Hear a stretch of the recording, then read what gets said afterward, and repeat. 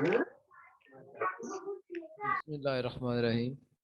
अस्सलाम वालेकुम and welcome to Brainic academy. I hope के तमाम पार्टिसिपेंट्स खैरियत से होंगे।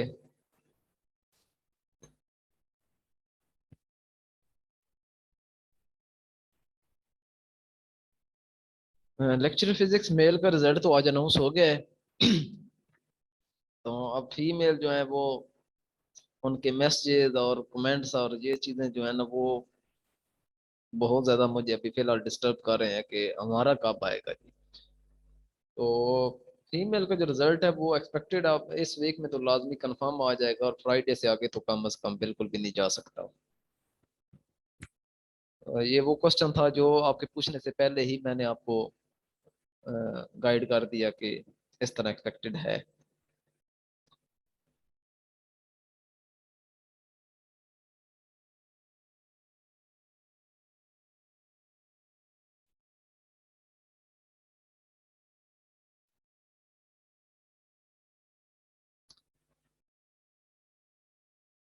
अच्छा, कंफर्म कर दें कि आवाज़ का या स्क्रीन का कोई इशू तो नहीं है।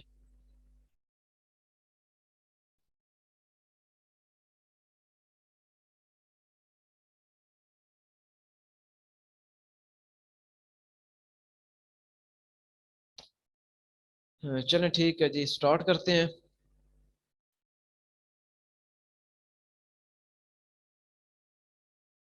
अच्छा, लास्ट जो चैप्टर थे उनमें से एक दो क्वेश्चन रह गए थे, वो मैं यहाँ समझता हूँ कि लाजमी एक दफ़ा डिस्कस कर लेने चाहिए। हम्म, मैंने अभी ऐड किए थे।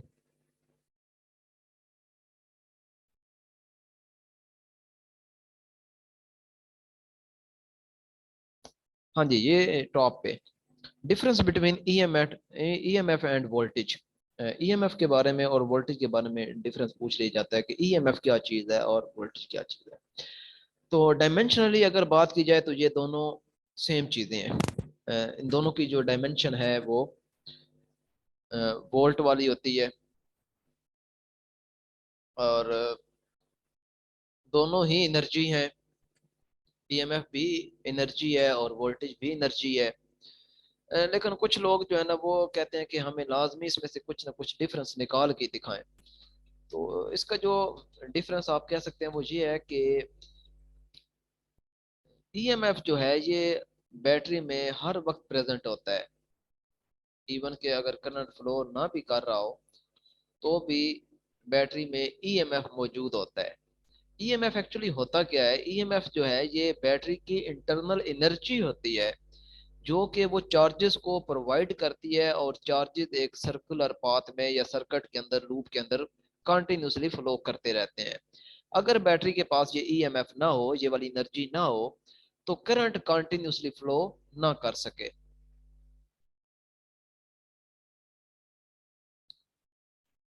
होता कुछ ये है कि ये अगर आपके पास एक बैटरी है, ये मैं अब बैटरी की प्रॉपर शेप बना रहा हूँ जो कि डीसी बैटरी की शेप होती है। ये दो टर्मिनल है इसके, ठीक, और ये बैटरी है। और ये एक पॉजिटिव टर्मिनल आप कह लें और ये एक नेगेटिव टर्मिनल आप कह लें, और इसके साथ आपने कोई चीज़ कनेक्ट की हुई है। ये कोई लाइट, डीसी लाइट है, ठीक है, और आगे ये। अब होता क्या है कि हम इलेक्ट्रॉनिक करंट की बात कर लेते हैं। वैसे यूजुअली जो है वो कन्वेंशनल करंट से डायरेक्शन हम शो करते हैं। अच्छा, ये भी क्वेश्चन पूछा जाता है कि कन्वेंशनल करंट क्या है। तो कन्वेंशनल करंट जो है ये पॉजिटिव चार्जेस के फ्लो को रिप्रेजेंट करते हैं, और जो सबसे पहले करंट को डिटेक्ट किया था जिस बंदे ने, उसने कहा था कि करंट पॉजिटिव चार्जेस की वजह से फ्लो करता है। लिहाजा आज तक उस बंदे की ऑनर में आप कह लें, उसको याद रखने के लिए कि उसने एक इतनी हिस्ट्री में फिजिक्स की दुनिया में उसने इतना काम किया, तो आज तक जो है वो कन्वेंशनल करंट ही यूज किया जाता है डायरेक्शन लेते वक्त। हालांकि अब ये अंडरस्टूड है, ये बात बिल्कुल क्लियर है कि जो करंट फ्लो करता है वो ड्यू टू इलेक्ट्रॉन्स फ्लो करता है। लेकिन सिर्फ उस बंदे की ऑनर में ये बस याद रखा जाता है कि उसने ये काम किया था, ताकि जब जब कन्वेंशनल करंट का नाम हो तो उसको याद किया जाए जिसने ये फर्स्ट टाइम डिस्कवर किया था। तो ये एनी वो आपको कन्वेंशनल करंट का थोड़ा सा बता दिया कि ये क्या चीज़ है, पॉजिटिव फ्लो ऑफ चार्जेस की वजह से। अच्छा, मैं इलेक्ट्रॉनिक करंट की बात करता हूँ, तो इलेक्ट्रॉनिक करंट यहाँ से इलेक्ट्रॉन फ्लो करते हुए इसमें से पास करते हुए यहाँ वापस आते हैं। अब होता क्या है, ये इलेक्ट्रॉन यहाँ आ गए। अब इन इलेक्ट्रॉन्स को यहाँ पे आना बड़ा मसला है, क्योंकि ये देखें ये भी नेगेटिव टर्मिनल है, इलेक्ट्रॉन्स के ऊपर भी नेगेटिव चार्ज होता है। तो नेगेटिव चार्ज और नेगेटिव चार्ज आपस में आपको पता है रिपेल करते हैं, तो इन इलेक्ट्रॉन्स के लिए बहुत मुश्किल है ये उधर जाए खुद से। तो यहाँ पे इस बैटरी का अपना वो काम है जो कि हम पढ़ते हैं कि battery is a source which convert chemical energy into electrical energy. तो ये वो काम है जो यहाँ पे बैटरी कर रही है। ये बैटरी के अंदर जो केमिकल होता है जो कि एसिड की फॉर्म में या कोई इलेक्ट्रोलाइट होता है, चाहे वो ड्राई इलेक्ट्रोलाइट है चाहे वो लिक्विड की फॉर्म में है, ये वो इलेक्ट्रोलाइट का काम होता है जो वो कर रहा होता है कि एनर्जी जो है, जो बैटरी के अंदर एनर्जी है वो इन इलेक्ट्रॉन्स को देता है, रिपेल करता है, धक्का लगाता है और वो यहाँ पहुंच जाते हैं और यहाँ से फिर आगे वो फ्लो करते रहते हैं और फिर दोबारा यहाँ पहुंच के फिर इसी तरह।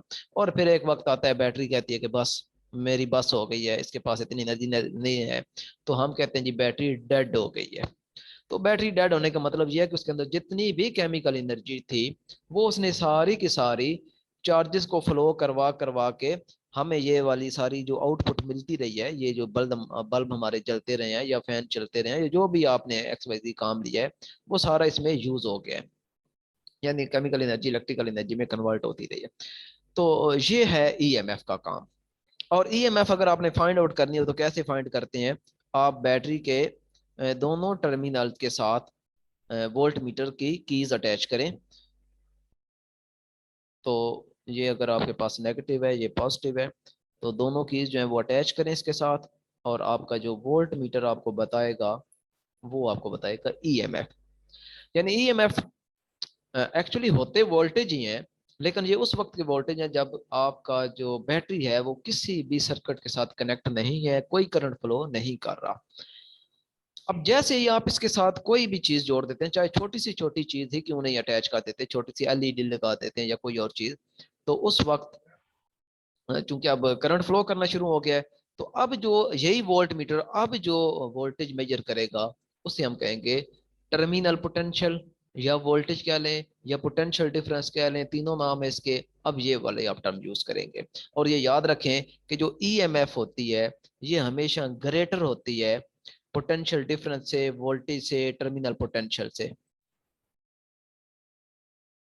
टर्मिनल पोटेंशियल इन तीनों से ये ग्रेटर होती है, क्योंकि ई जब आप मेजर कर रहे होते हैं उस वक्त सर्किट की जो ये वाली जो रेजिस्टेंस होती है ये बिल्कुल इंक्लूड नहीं होती, सिर्फ इसकी अपनी इंटरनल रेजिस्टेंस ही होती है। लेकिन जब आप किसी सर्किट के साथ इसे अटैच कर देते हैं, कोई बल्ब ऑन कर देते हैं, कोई फैन ऑन कर देते हैं, तो आप जाहिर है उसमें उस वायर में से जो करंट फ्लो कर उसकी अपनी रेजिस्टेंस है, जिस वजह से पोटेंशियल ड्रॉप हो जाता है, वोल्टेज ड्रॉप हो जाते हैं। तो ये रीजन है जी, ये डिफरेंस है EMF का और पोटेंशियल डिफरेंस का। इसके अलावा EMF को कहा जाता है कि EMF is a cause, EMF वजह है, और जो टर्मिनल पोटेंशियल है या पोटेंशियल डिफरेंस है या आप वोल्टेज कह लें वो क्या है, इफेक्ट है। वो इफेक्ट है, इस EMF का इफेक्ट है। तो ये एक तीसरा चौथा पॉइंट आप बता सकते हैं इन दोनों के बारे में। डायमेंशनली ये दोनों चीज़ें सेम है, वर्किंग के लिहाज से भी दोनों चीज़ें सेम है, कोई डिफरेंस नहीं है। बस थोड़ा सा माइनर सा डिफरेंस है कि एक जो EMF चीज़ है वो उस वक्त मेजर करते हैं, है वो भी एनर्जी, वो भी पोटेंशियल ही है, वो भी वोल्टेज ही है, लेकिन उस वक्त है जब आपके टर्मिनल, दोनों टर्मिनल के साथ कोई भी बैटरी या सॉरी कोई भी सर्किट अटैच नहीं है, कोई भी आपने अप्लायंस नहीं कनेक्ट की हुई। तो मेरे ख्याल में अब काफ़ी हो गया, इसको बहुत ज़्यादा आगे ज़रूरत नहीं है। अच्छा, यहाँ से एक मुझे बात याद आ गई है रेजिस्टेंस की और रेजिस्टर की। ये भी पूछा जा सकता है कि what is difference between resistance and resistor. तो रेजिस्टेंस जो है, रेजिस्टेंस रेजिस्टेंस एक जर्नल प्रॉपर्टी है, जर्नल नाम आप कह सकते हैं किसी भी वायर की जो फ्लो ऑफ करंट को रेजिस्ट करता है, अपोज करता है, उसे हम कहते हैं रेजिस्टेंस। और रेजिस्टेंस जो है ये मुख्तलिफ फैक्टर्स पे डिपेंड करती है। R is equal to R proportional होता है लेंथ के, और इनवर्सली प्रोपोर्शनल होता है एरिया के। यानी जितनी भी आप वायर की लेंथ बढ़ाते चले जाएंगे रेजिस्टेंस बढ़ती चली जाएगी, एरिया वायर का बढ़ाते जाएंगे तो रेजिस्टेंस कम होती चली जाएगी। मोटी तार आप ले लेंगे तो रेजिस्टेंस कम हो जाएगी क्योंकि उसका एरिया ज़्यादा होता है। और रेजिस्टर की अगर हम बात करें कि रेजिस्टर क्या चीज़ है, तो रेजिस्टर जो है ये एक फिजिकल ऑब्जेक्ट होता है। कोई फिजिकल ऑब्जेक्ट होता है जिसकी रेजिस्टेंस फिक्स होती है। ये डिफरेंस याद रखें। रेजिस्टेंस एक जर्नल प्रॉपर्टी है और ये इसका कंसर्न दो चीजों के साथ है, वायर की लेंथ के साथ, वायर के एरिया के साथ। लेकिन जो रेजिस्टर है ये एक फिजिकल ऑब्जेक्ट होता है। ये इस तरह एक फिजिकल ऑब्जेक्ट होता है लेसन याद करो। जिसकी रेजिस्टेंस फिक्स होती है। जिस तरह आप कार्बन रजिस्टर पढ़ते हैं वो कलर कोडिंग वाले, पहला कोड जो है वो डिजिट को जाहिर करता है, दूसरा कोड भी डिजिट को, तीसरा नंबर ऑफ जीरो को, और चौथा जो है वो टॉलरेंस को। तो रेजिस्टर जो है ये भी एक रेजिस्टेंस है लेकिन इसकी वैल्यू फिक्स होती है, इसकी वैल्यू चेंज आप नहीं कर सकते। अच्छा, रेजिस्टर से फिर आगे मुझे एक और बात याद आ गई, रेजिस्टर की टाइप्स भी पूछी जा सकती हैं। तो इसकी दो किस्म की मेजर टाइप्स होती हैं। एक होती हैं इंडिपेंडेंट इंडिपेंडेंट रेजिस्टर और दूसरे होते हैं डिपेंडेंट रेजिस्टर।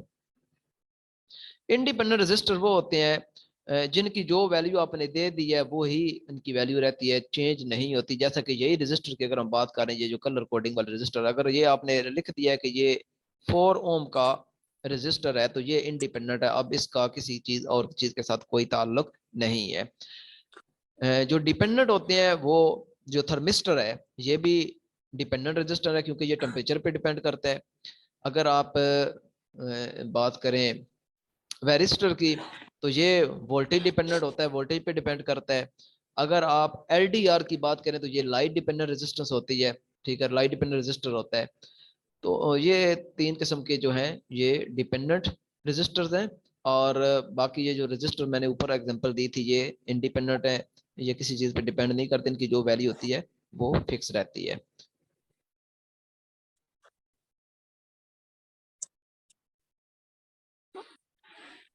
इसके बाद नेक्स्ट जो चीज है वो क्या है, इंसुलेटर एंड डाइलेक्ट्रिक के बारे में पूछा जाता है कि जी what is difference between insulator and dielectric.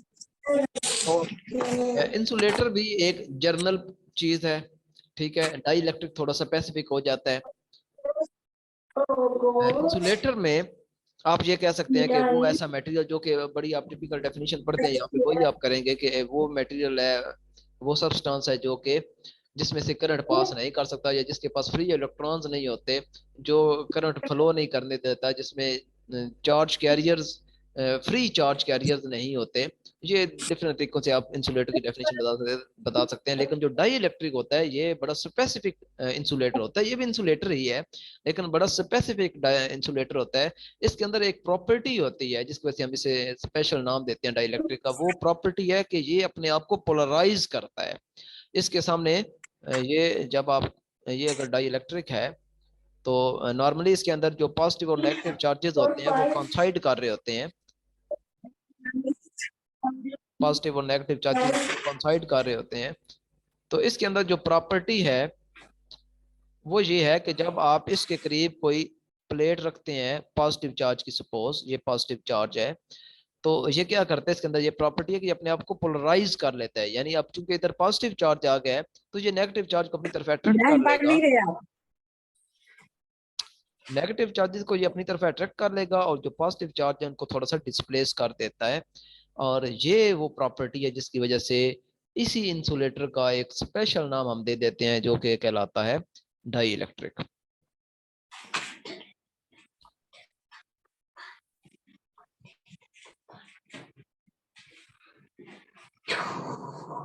Resistivity के बारे में पूछा जा सकता है कि रेजिस्टेंस क्या है और रेजिस्टिविटी क्या है। तो रेजिस्टिविटी जो होती है ये एक उस पूरे मटेरियल की प्रॉपर्टी होती है। यानी अगर आप कॉपर की वायर आपके पास, तो ये उस पूरे कॉपर की जो मटेरियल है एज ए मटेरियल उसकी ये प्रॉपर्टी है कि ये कितनी रेजिस्टेंस ऑफर करता है, ठीक है, करंट को फ्लो करने में कितना अपोज करता है।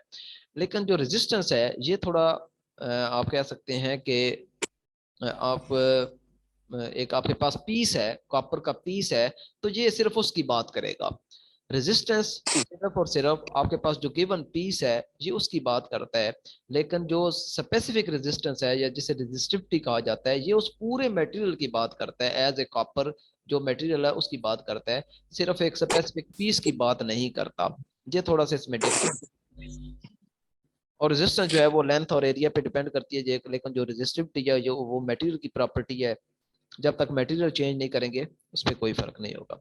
ड्रिफ्ट वेलोसिटी के बारे में एक आपको क्वेश्चन दिया था कि आपने बताना है कि मैंने बताया था कि चूंकि ड्रिफ्ट वेलोसिटी में कम हो जाती है, नॉर्मली ये 100 किलोमीटर में होती है, लेकिन जब आप इसको इलेक्ट्रिक फील्ड अप्लाई करते हैं तो ये कम हो जाती है, 10⁻³ मीटर पर सेकंड, या इस तरह करके इसकी वैल्यू बहुत कम आ जाती है। तो इतनी वैल्यू कम होने के बावजूद करंट जो है उसके फ्लो में कोई कमी नहीं आती। तो उसकी वजह ये है कि अगर आप इस फार्मूले को थोड़ा सा रीअरेंज करें तो ये कुछ इस तरह बनता है, V N E A is equal to I. तो इसका मतलब यह है कि ये जो करंट है ये डायरेक्टली प्रोपोर्शनल है एन के, यानी नंबर ऑफ इलेक्ट्रॉन्स के साथ। तो कोई भी कंडक्टर है ये हम सब जानते हैं कि उसके अंदर नंबर ऑफ इलेक्ट्रॉन्स बहुत ज्यादा होते हैं। तो चूंकि नंबर ऑफ इलेक्ट्रॉन्स बहुत ज्यादा होते हैं इस वजह से जो करंट है वो भी बहुत ज्यादा होता है। करंट का ताल्लुक चार्ज कैरियर के साथ होता है। तो चार्ज कैरियर चूंकि बहुत ज्यादा होते हैं लिहाजा एक दूसरे के साथ इतने ज्यादा इनकी डेंसिटी होती है कि एक दूसरे के साथ कम्युनिकेट कर लेते हैं बहुत आसानी के साथ, और within no time current flow करना शुरू कर देता है। आप देखते हैं कि हम जैसे ही बटन ऑन करते हैं तो कहीं दूर पे भी कोई बल्ब आपने लगाए हुआ है तो वो फौरी ऑन हो जाता है। तो ये भी क्वेश्चन पूछा जाता है कि बल्कि इसको कई लोग स्पीड ऑफ लाइट के साथ भी रिलेट करवाने की कोशिश करते हैं कि क्या स्पीड ऑफ लाइट ज्यादा है या इलेक्ट्रॉन की स्पीड ज्यादा है। तो भाई इलेक्ट्रॉन ने उस बटन से मूव नहीं करना होता कि वो बटन से मूव करके वहां दूर बल्ब तक जाते हैं, ऐसा नहीं होता, बल्कि वो जो कंडक्टर है वो फुल ऑफ इलेक्ट्रॉन्स होता है। ये तो सिर्फ कम्युनिकेट करते हैं आपस में एक दूसरे के साथ, और ये बहुत इतनी इनकी डेंसिटी ज्यादा होती है कि इन्हें एक दूसरे को कम्युनिकेट करने के लिए किसी टाइम की जरूरत नहीं होती। अगर कंपैरिजन करवाना है उस स्पीड ऑफ लाइट के साथ तो ये उसके मुकाबले में कुछ भी नहीं है।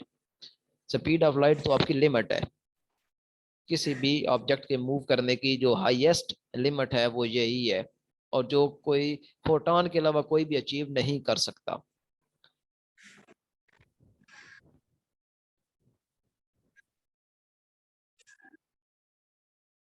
नेक्स्ट चीज इसमें, हाँ जी, ये थर्ड पॉइंट हम डिस्कस कर रहे थे, फ्लेमिंग लेफ्ट हैंड रूल और राइट हैंड रूल। ये भी पूछा जाता है कि बाद औकात हम पढ़ते हैं फ्लेमिंग लेफ्ट हैंड रूल और बाद जगहों पे हम पढ़ते हैं फ्लेमिंग राइट हैंड रूल। तो कब ये यूज होता है या इन दोनों में क्या डिफरेंस है? तो इन दोनों में सिर्फ एक ही सादा सा डिफरेंस है कि जो लेफ्ट हैंड रूल है ये उस वक्त यूज होता है जब आपका जो कंडक्टर है वो मूव ना कर रहा हो। जब आपका कंडक्टर मूव ना कर रहा हो तो उस वक्त उसको मूव करवाने के लिए जब आप मैग्नेटिक फील्ड में उसे रखते हैं और उसे आप करंट अप्लाई करते हैं तो फिर दायरा करंट का एक मैग्नेटिक फील्ड होता है और एक जो अप्लाइड मैग्नेटिक फील्ड होता है, वो दोनों एक दूसरे के साथ इंटरेक्ट करते हैं और जिसके नतीजे में फोर्स लगती है। और इस तरह जो कॉइल होती है डीसी मोटर के अंदर वो रोटेट करना शुरू कर देती है, तो वो actually Fleming left hand rule के मुताबिक वो फोर्स आती है। इसमें क्या होता है कि जो आपकी फोर फिंगर होती है वो मैग्नेटिक फील्ड को रिप्रेजेंट करती है, और जो आपकी मिडिल फिंगर होती है ये करंट की डायरेक्शन को रिप्रेजेंट करती है, और जो आपका थंब होता है वो फोर्स को रिप्रेजेंट करता है। तो ये याद रखें, एक तो ये फिंगर्स के हवाले से डिफरेंस आ गया, फिंगर्स का मैंने अभी बता दिया, ये याद रखना है। और दूसरी बात जो याद रखनी है वो ये है कि ये उस वक्त यूज होता है जब आपका कंडक्टर रेस्ट पे होता है और फिर वो करंट के मैग्नेटिक फील्ड और अप्लाइड मैग्नेटिक फील्ड के इंट्रैक्शन की वजह से कंडक्टर मूव करना शुरू कर देता है। लेकिन राइट हैंड रूल आप उस वक्त यूज करते हैं जब आपका कंडक्टर पहले से मोशन में हो। जब आपका कंडक्टर पहले से मोशन में होता है तो उस वक्त जो आपने देखना होता है करंट की डायरेक्शन वो हम राइट हैंड रूल से देखते हैं। मसलन जनरेटर की अगर हम बात करें तो जनरेटर में आपको पता है कि हमारा हम जब उसे मैकेनिकल एनर्जी देते हैं, चाहे गैस के थ्रू आप चलाते हैं चाहे आप उसे पेट्रोल के थ्रू चलाते हैं, तो उसमें हमारी जो कॉइल है वो पहले से ही मोशन में है। अब जब वो मोशन में है तो एक तो मैग्नेटिक फील्ड उसके अंदर मौजूद है जो कि अप्लाइड मैग्नेटिक फील्ड है, और एक हमारे पास क्या है जो कॉइल है वो मोशन में है, यानी हमें फोर्स पता है किस डायरेक्शन में फोर्स लग रही है, दो चीजें हमें पता है, एक तो अप्लाइड मैग्नेटिक फील्ड की डायरेक्शन हमें पता था कि, दूसरी हमें पता चल गई कि हमारी जो कॉइल है वो किस डायरेक्शन में मूव कर रही है, यानी फोर्स का भी हमें पता है। अब जो तीसरी चीज है जो हमें इस राइट हैंड रूल से फाइंड करनी होती है वो होती है कि करंट किस डायरेक्शन में जाएगा। तो करंट की डायरेक्शन फाइंड करने के लिए राइट हैंड रूल यूज होता है। और मेरी क्लास हो रही है।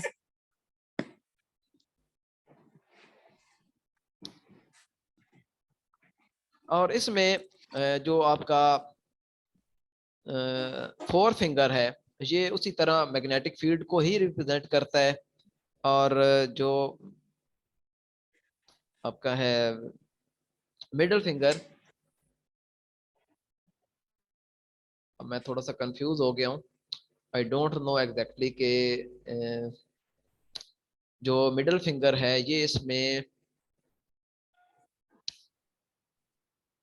आई थिंक, हाँ, ये फोर्स की डायरेक्शन को रिप्रेजेंट करती है, और जो थंब है ये करंट की डायरेक्शन को रिप्रेजेंट करती है। ये थोड़ी सी चेंजिंग आ जाती है। लेफ्ट हैंड और राइट हैंड दोनों में जो फोर फिंगर है वो मैग्नेटिक फील्ड के लिए है, और लेफ्ट हैंड में जो मिडिल फिंगर है वो करंट की डायरेक्शन है, लेकिन राइट हैंड में जो मिडिल फिंगर है वो फोर्स की डायरेक्शन को रिप्रेजेंट करेगी। लेफ्ट हैंड में थंब जो है वो फोर्स की डायरेक्शन को रिप्रेजेंट करता है, और राइट हैंड में जो थंब है वो करंट की डायरेक्शन को रिप्रेजेंट करता है। तो ये डिफरेंस है बेसिक, जो जिस वजह से हम कभी Fleming left hand rule use करते हैं और कभी राइट हैंड रूल यूज करते हैं। तो ये आज आपको पता चल जाना चाहिए कि अगर कंडक्टर रेस्ट में है और मैग्नेटिक फील्ड आपने अप्लाई किया हुआ है, करंट भी अप्लाई किया और फोर्स देखना चाहते हैं तो फिर ये अप्लाई करेंगे। और अगर आपका कंडक्टर पहले से मोशन में है, मैग्नेटिक फील्ड भी अप्लाई किया हुआ है, करंट की डायरेक्शन देखना चाहते हैं तो फिर आप राइट हैंड रूल अप्लाई करेंगे। लेकिन जरूरी नहीं है कि राइट हैंड रूल में करंट की ही डायरेक्शन, आपसे यूं भी पूछा जा सकता है कि करंट की डायरेक्शन ये है, मैग्नेटिक फील्ड की डायरेक्शन ये है, तो कॉइल किस डायरेक्शन में घूम रही है, तो राइट हैंड रूल ही यूज करना है। अगर आपको जनरेटर वो गिवन दे देता है तो अंडरस्टूड है कि जनरेटर में हमें पता है कि कॉइल रोटेट करती है, करंट बाद में प्रोड्यूस होता है। तो जरूरी नहीं है कि आप देखते रहें कि अब हमें कहाँ से पता चलेगा कि कॉइल पहले मूव कर रही थी तो अब कॉइल या रेस्ट पे है। ये चीजें देख के पता चल जाता है। मोटर की बात है तो अंडरस्टूड है कॉइल रेस्ट में है, जनरेटर की बात है तो अंडरस्टूड है कॉइल मोशन में है। इसके बाद नेक्स्ट जो टॉपिक है वो है difference between loop, coil, solenoid, inductor and choke. तो लूप जो होता है वो आपके पास एक सिंगल सिंगल आपके पास ये टर्न होता है किसी भी वायर का, इसे हम कहते हैं लूप। और इसका ये जो डायामीटर है, ये डायामीटर डी, ये बहुत ज़्यादा ग्रेटर होना चाहिए इसकी थिकनेस डी के साथ, यानी डी जो है ये very very greater than thickness D होना चाहिए। ये तो लूप हो गया, बड़ा सादा सा केस है। और अगर आप इसी वायर के डिफरेंट टर्न्स ले लेते हैं, यानी कि यही वायर है, ये पहले हमने एक टर्न लिया तो आप इसी के ऊपर और टर्न लेते जाते हैं इस तरह, तो अब ये क्या बन गया, अब ये कॉइल बन गई। इसमें भी यही कंडीशन होल्ड करेगी कि जो डायामीटर है वो वेरी वेरी ग्रेटर होना चाहिए थिकनेस से। तीसरी जो चीज है वो है सोलिनॉइड। देखें थोड़ा थोड़ा सा डिफरेंस है। सोलिनॉइड में क्या है कि आपके पास जो वायर है वो इस तरह वाउंड होनी चाहिए जी। और इसमें एक और बात जो याद रखनी है वो ये है कि इसके अंदर जो मैग्नेटिक फील्ड होता है वो यूनिफॉर्म मैग्नेटिक फील्ड होता है, और ये बिहेव करता है बतौर इलेक्ट्रोमैग्नेट। ये दो बातें इसकी हैं सोलिनॉइड की। एक तो इसके अंदर जो मैग्नेटिक फील्ड होता है वो यूनिफॉर्म होता है, और दूसरा ये कि इसमें ये बतौर इलेक्ट्रोमैग्नेट बिहेव करता है। तीसरी जो चीज है वो, अच्छा, इसके अलावा एक और बात यह है कि इसका जो ये कोर होती है ये फिक्स होती है, इसका कोर फिक्स होता है बिल्कुल। ये नहीं है कि कहीं से छोटा हो कहीं से बड़ा हो। ये एक तीसरा पॉइंट है सोलिनॉइड का, इसकी कोर फिक्स होती है। इंडक्टर में, अब यहाँ से ही मैं शुरू करता हूँ ताकि इससे पहले कि मैं भूल जाऊँ, इंडक्टर में ये आप कहेंगे कि इसका एक तो जो कोर है वो जरूरी नहीं कि फिक्स हो, इसका कोर नॉन यूनिफॉर्म भी हो सकता है। और दूसरी बात, मैंने कहा था कि सोलिनॉइड में जो इलेक्ट्रिक सॉरी मैग्नेटिक फील्ड है वो यूनिफॉर्म होता है, जबकि इंडक्टर के अंदर मैग्नेटिक फील्ड यूनिफॉर्म नहीं होता। और यही वो वजह है, नॉन यूनिफॉर्म मैग्नेटिक फील्ड की वजह से जो इंडक्टर होता है वो एनर्जी स्टोर कर सकता है, जो कि सॉलिनाइड में नहीं हो सकती। सॉलिनाइड एनर्जी स्टोर नहीं कर सकता क्योंकि उसके अंदर जो मैग्नेटिक फील्ड होता है वो यूनिफॉर्म होता है। जबकि इंडक्टर में आपका जो करंट है वो कंटिन्यूसली चेंज हो रहा होता है, जिस वजह से मैग्नेटिक फ्लक्स भी चेंज हो रहा होता है, और इस वजह से इसके अंदर जो एनर्जी स्टोर हो सकती है वो 1/2 Li², या एक और फॉर्म होती है बी म्यू नॉट, नहीं, B/2 mu naught, B/2 mu naught, ये एनर्जी डेंसिटी है, यानी एनर्जी पर यूनिट वॉल्यूम। इसके अलावा चौक की अगर हम बात करें तो चौक इसी इंडक्टर से अगली एक स्टेज है। वो ये स्टेज है कि अगर इसी इंडक्टर की अगर हम एक साइकिल में पावर कंजप्शन देखें, इसी इंडक्टर की, ये जो इंडक्टर है, इस इंडक्टर की अगर हम एक साइकिल में पावर कंजप्शन देखें, पॉजिटिव साइकिल के लिए, नेगेटिव साइकिल के लिए, अगर पावर कंजप्शन 0 है तो इसका मतलब है वही इंडक्टर क्या बन गया, हम उसे चौक का नाम दे देते हैं। तो ये बस डिफरेंस है इंडक्टर में और चौक में, कि एक साइकिल का, एक कंप्लीट साइकिल के अंदर जो पावर कंजप्शन है वो 0 होनी चाहिए। और वो 0 कैसे हम कहते हैं, जितनी पावर इस साइकिल में यूज होती है उतनी ही पावर हमें दोबारा इस साइकिल में वापस रिटर्न हो जाती है। तो इस तरीके से हम कहते हैं कि जो पावर कंजप्शन है वो क्या है, 0 है।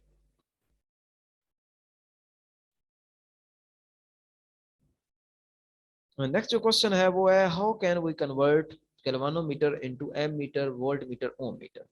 तो गैल्वानोमीटर एक हमारा जर्नल डिवाइस है जो कि करंट को डिटेक्ट करने के लिए बेसिकली यूज होता है, लेकिन बहुत ही माइनर सा करंट तो उसे ये मेजर भी कर सकता है। बहुत माइनर सा करंट होना चाहिए in order of milliampere. तो ये डिटेक्ट करने के साथ साथ मेजर भी कर सकता है। लेकिन जो करंट को एक्यूरेटली मेजर करने के लिए वैसे हम डिवाइस यूज करते हैं वो एम मीटर होता है। तो एम मीटर जो है वो गैल्वानोमीटर से ही बनता है। वो ये आपको डिटेल सारी पता है कि हम इसके पैरेलल में एक शंट रेजिस्टेंस लगा देते हैं जिसकी रेजिस्टेंस बहुत कम होती है। ये गैल्वानोमीटर है, इसके साथ हम एक शंट रेजिस्टेंस लगा देते हैं। अब ये जो करंट आई है, ये करंट आई है जिसकी हमने मेजरमेंट करनी है, ये करंट जा रहा है। तो चूंकि शंट की रेजिस्टेंस बहुत समाल होती है, तो जिसकी रेजिस्टेंस समाल होती है उसमें से मैक्सिमम करंट पास कर जाता है। अच्छा जी, अब मैं कैलिब्रेट कर रहा हूँ, मैं इस गैल्वानोमीटर को एम मीटर में कैलिब्रेट कर रहा हूँ। ये अब देखें कैसे कैलिब्रेट हम करते हैं। ये करंट आई जा रहा है और इसका चूंकि आगे देखें हमारे जो लाइन है वो डिवाइड हो गई है। तो करंट का रूल है कि करंट जितनी रेजिस्टेंस होती है उसके हिसाब से करंट डिवाइड हो जाता है। तो कुछ करंट जो है वो इस शंट में से गुजरेगा, आई एस का नाम दे देते हैं, क्योंकि शंट रेजिस्टेंस है तो आई एस कह देते हैं, और चूंकि गैल्वानोमीटर से गुजरने का जा रहा है वो हम आई जी कह देते हैं कि गैल्वानोमीटर से गुजर रहा है। तो चूंकि शंट जो रेजिस्टेंस है वो वेरी स्मॉल है, इसका मतलब है मैक्सिमम जो करंट है वो इसमें से पास कर जाएगा। अब ये भी क्वेश्चन पूछा जा सकता है कि शंट रेजिस्टेंस वेरी स्मॉल क्यों लगाई जाती है। तो इसलिए स्मॉल लगाई जाती है क्योंकि हम गैल्वानोमीटर को कन्वर्ट करने जा रहे हैं, कैलिब्रेट करने जा रहे हैं इसके अंदर, एम मीटर के अंदर। और एम मीटर हम एक ऐसा डिवाइस बनाने जा रहे हैं जो कि हमें करंट की वैल्यू मेजर करके देगा। अब ये कैलिब्रेशन देखें होती कैसे है। अब हमारा ये जो आई वाला करंट था ये डिवाइड हो गया आई एस में और आई जी में, यानी मैं लिख सकता हूँ I is equal to I S plus I G. ये भी बता दिया कि ये जो आई एस है ये वेरी लार्ज है, शंट रेजिस्टेंस वेरी स्मॉल होती है, इसमें से मैक्सिमम करंट इसमें से गुजर जाएगा, और वेरी स्मॉल करंट ये आई जी होता है। और यहाँ पे हमारी सुई जाती है ना, फर्ज करें इसमें से वेरी स्मॉल करंट पास किया तो जाहिर है गैल्वानोमीटर की जो सुई है वो कहीं थोड़ी बहुत डिफ्लेक्ट करेगी, तो यहाँ पे डिफ्लेक्ट कर गई। ये जो करंट आई था ये हमारे पास नॉन करंट होता है, यानी हमें पता होता है कि हमने 10 एम्पियर भेजा हुआ है। ये कैलिब्रेशन करने के लिए याद रखें, हमें पता होता है। तो जहां पे ये सुई गई हम उस पर 10 लिख देते हैं, 10 एम्पियर लिख देते हैं। फिर हम क्या करते हैं, हम इसको बढ़ा देते हैं, हम 20 एम्पियर कर देते हैं। तो ज्यादातर करंट इस शंट में से गुजर जाएगा, बहुत कम करंट इस IG गैल्वानोमीटर से गुजरेगा। तो ये सुई हो सकता है थोड़ी सी इधर आकर डिफ्लेक्ट करे। अब हम इसको लिख देते हैं 20 एम्पियर, क्योंकि हमें पता है कि हमने 20 एम्पियर भेजा हुआ है। फिर इसी तरह हम इसको 30 एम्पियर भेजते हैं, और मैक्सिमम करंट IS में से गुजर जाता है और बहुत कम करंट इसमें से गुजरता है। अगर सारा करंट गैल्वानोमीटर से गुजरे तो हो सकता है गैल्वानोमीटर इतना करंट अफोर्ड ही ना कर पाए। यानी डायरेक्ट अगर आप ये शंट ना लगाएं, ये वाली शंट ना लगाएं, तो हो सकता है ये गैल्वानोमीटर इतना करंट अफोर्ड ही ना कर पाए और ये जल जाए। तो इसलिए ये शंट जो है वे वेरी स्मॉल रेजिस्टेंस की लगाई जाती है, ताकि ज्यादातर करंट इसी में से गुजर जाए। और गैल्वानोमीटर तो हमारा एक बराए नाम एक इंस्ट्रूमेंट है जिसने सिर्फ मेजरमेंट करनी है। तो जब 30 एम्पियर किया तो ये हो सकता है डिफ्लेक्ट करते हुए यहाँ पे आए, तो यहाँ पे अब हमने लिख देना है 30 एम्पियर। तो इस तरीके से हमने छोटे से छोटा करंट और लार्ज से लार्ज करंट हमने इसे दे के कैलिब्रेशन कर लेनी है, खुद से हमने ऊपर रीडिंग लिख लेनी है। और इस तरह हमारा अब ये जो गैल्वानोमीटर है ये कैलिब्रेट हो चुका है एम मीटर में।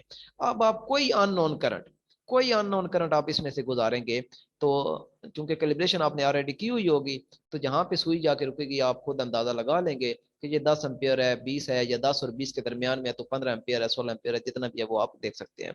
सिमिलरली अब सेशन का टाइम खत्म होने वाला है, तो अब मैं वोल्ट मीटर की या ओम मीटर की बात नहीं करता, वो भी बिल्कुल इसी तरीके से है कि आप इसमें से इसको कैलिब्रेट करते हैं, नॉन वोल्टेज दे के आप इसको कैलिब्रेट करते हैं, और बाद में फिर आप अननोन वोल्टेज दे के फिर अपनी ही रीडिंग से चेक कर लेते हैं कि कौन सा वो कितने वोल्टेज आपने दिए।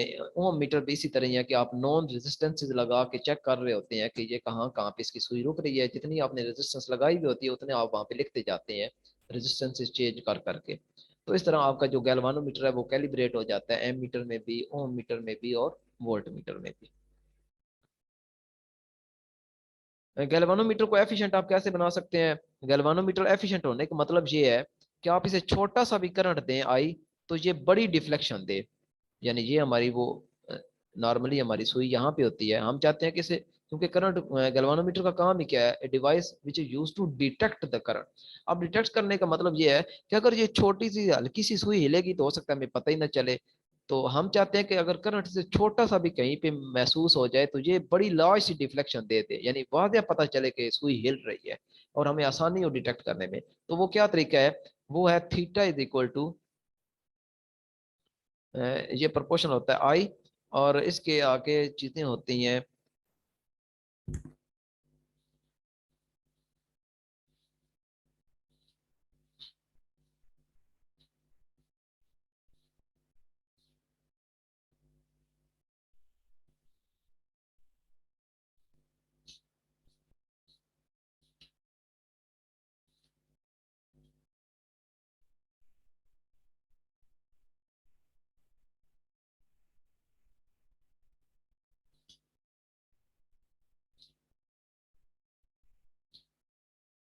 जी, इसका बी ए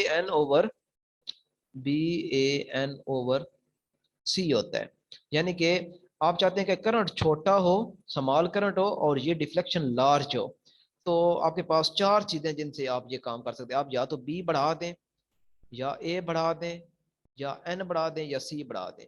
तो सी बढ़ाएंगे तो इसका मतलब है कि वो जो वायर थी जिसके साथ आपने ये लटकाई हुई थी गैल्वानोमीटर की कॉइल, ये वायर आप बारीक कर रहे हैं, तो वायर बारीक करने का नुकसान ये होगा कि गैल्वानोमीटर टूट सकता है, लिहाजा ये तो एप्लीकेबल नहीं है।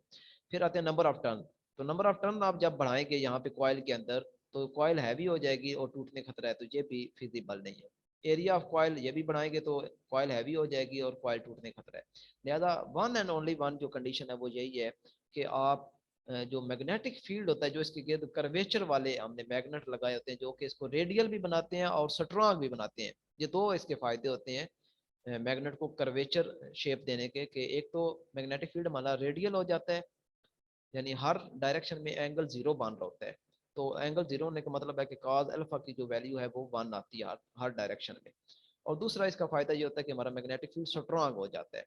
तो लिहाजा one and only one option जो फिजिबल है वो है मैग्नेटिक फील्ड आप बढ़ा दें, जिस वजह से आपकी छोटा सा करंट भी होगा तो ये डिफ्लेक्शन लार्ज होगी और आप आसानी से डिटेक्ट कर पाएंगे कि करंट किसी सर्किट के अंदर है या नहीं है। नेक्स्ट है कि कैपेसिटर जो है वो डीसी क्यों ब्लॉक करता है? तो दो तरीकों से आप बता सकते हैं कि ये क्यों ब्लॉक करता है। एक तो इसकी जो डायरेक्शन है वो चूंकि चेंज नहीं हो रही होती, तो चेंज ना होने की वजह से जो कैपेसिटर है वो डिस्चार्ज और चार्ज और डिस्चार्ज रेगुलरली नहीं हो पाते, यानी एक कैपेसिटर पे अगर चार्ज पॉजिटिव आ गया है तो पॉजिटिव ही रहेगा, दूसरे पे नेगेटिव आ गया तो नेगेटिव ही रहेगा, क्योंकि इसके अंदर एक ही साइकिल होता है, हमेशा हमेशा एक ही साइकिल चल रहा होता है इस तरह। तो एक वजह तो आप फिजिकली ये बता सकते हैं कि इसके अंदर चूंकि अल्टरनेशन नहीं है, लिहाजा चार्जिंग डिस्चार्जिंग कंटिन्यूसली पॉसिबल नहीं है, लिहाजा ये ब्लॉक कर देता है, मैक्सिमम चार्ज करके फिर फर्दर ब्लॉक।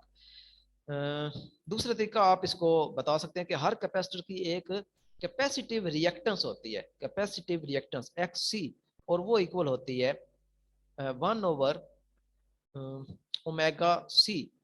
तो चूंकि यहाँ पे ओमेगा 2 पाई एफ होता है, और इसकी चूंकि फ्रीक्वेंसी है ही कौन, इसकी फ्रीक्वेंसी जीरो है, तो यहाँ पे आप फ्रीक्वेंसी जब जीरो लगाएंगे तो ये क्या आ जाती है, इनफाइनाइट आ जाती है, यानी कि इसकी जो रेजिस्टेंस होती है वो इनफाइनाइट आ जाती है डीसी के लिए। और एसी के लिए आप इसका उल्ट कर लें, यानी एक तो उसके अंदर जो डायरेक्शन है वो अल्टरनेटली चेंज हो रही होती है, लिहाजा हमारा कैपेसिटर कंटिन्यूसली चार्जिंग और डिस्चार्जिंग उसमें हो सकती है। और दूसरा, इस फार्मूले से भी आप बता सकते हैं कि उसमें किस तरीके से उसकी जो फ्रीक्वेंसी चेंज हो रही होती है, फ्रीक्वेंसी उसकी जीरो नहीं होती, क्योंकि इसमें तो जीरो थी जिस वजह से इनफाइनाइट है, उसकी फ्रीक्वेंसी जीरो नहीं होती, 50 होती है, 60 जो भी होती है, उस वजह से रेजिस्टेंस जो है वो कम होती है। इंडक्टर की बात करें तो इंडक्टर के भी ये काम करता है कि ये एसी को ब्लॉक करता है। अब इसके एसी को ब्लॉक करने के भी वही दो रीजन है। पहली रीजन फिजिकली जो आप बता सकते हैं कि इंडक्टर हमें पता है कि इस तरह की एक हमारे पास कॉइल होती है, और इसके अंदर जब करंट चेंज होता है, ये देखें करंट हमारा चेंज होता है, तो जब जीरो से करंट चेंज होता है, इंक्रीज होता है, तो मैग्नेटिक फील्ड भी इंक्रीज होता है। और एक वक्त आता है कि जब करंट चेंज होता होता मैक्सिमम पॉइंट पे चला जाता है, सिमिलरली इसमें से जो इसकी मैग्नेटिक फील्ड होती है वो भी जीरो से इंक्रीज होती होती मैक्सिमम पे चली जाती है। तो हमें पता है कि जब भी किसी कॉइल के अंदर, कंडक्टर के अंदर, सोलिनॉइड के अंदर या इंडक्टर के अंदर मैग्नेटिक फील्ड चेंज होता है, तो उसके अंदर एक इंड्यूस ईएमएफ आ जाती है। वो इंड्यूस ईएमएफ क्या करती है, अपने ही सोर्स को अपोज करती है। तो ये वो पॉइंट होता है जब इंड्यूस ईएमएफ और अप्लाइड ईएमएफ आपस में इक्वल हो जाते हैं। तो जब दोनों आपस में इक्वल हो जाते हैं तो इसलिए ये उसके बाद हम कहते हैं कि अब ये फर्दर करंट को ब्लॉक कर रहे हैं, एसी को ब्लॉक कर रहे हैं। ये तो होगी फिजिक्स। अब अगर आप इसकी मैथमेटिकली रीजन जानना चाहें तो मैथमेटिकली भी आप ये, बल्कि मैथमेटिकली आप खुद करें, टाइम कम है, मैं थोड़ा आगे मूव करता हूँ।